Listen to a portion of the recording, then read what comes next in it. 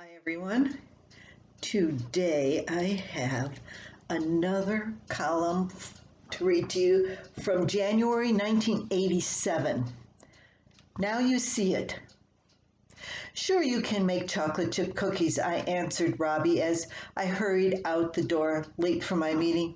3 of our children started their favorite baking project. Soon all ingredients were on the table: brown sugar, white sugar, butter, baking soda, vanilla, egg, salt, and chocolate chips. Everything was open and ready, everything except for flour, that was.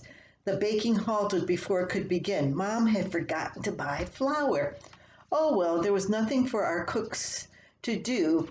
I wasn't there to complain to, so they hung up their spatulas and put on their coats and went outside, leaving ingredients and tools scattered around the kitchen.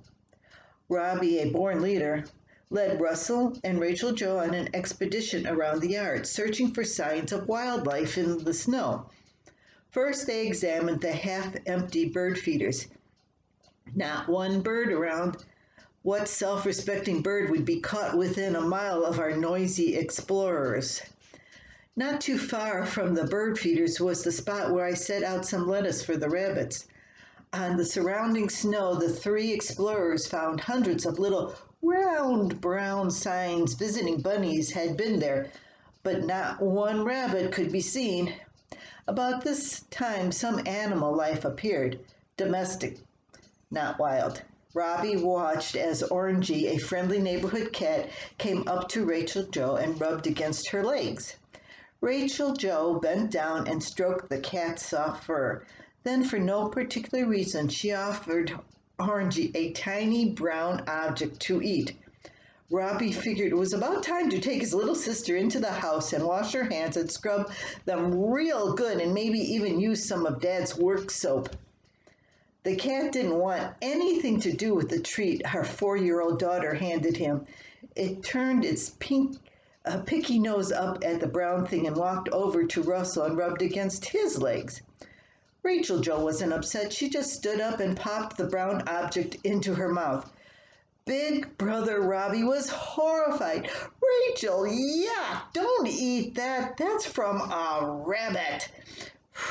Ouch! Robby yelled, raced to her side. "Why do things happen when I'm babysitting? How am I going to explain this to Mom? Was Rachel going to get sick? Would she have to go to the doctor?" Robby wondered about it all. Rachel didn't know what her brother was so upset about. "I only took 2. Mom won't care. There's lots more chocolate chips on the table." Robby was relieved and felt the tiniest bit ridiculous when he discovered the truth. For once, Mom didn't have to come home to a disaster, only a good laugh. Yes, I remember that story, and I remember how Rob was upset thinking his sister had gone after some rabbit droppings, and my lovely cat here has decided it's playtime again. No, no, no, no, no, no, no, no. I'm just a play toy.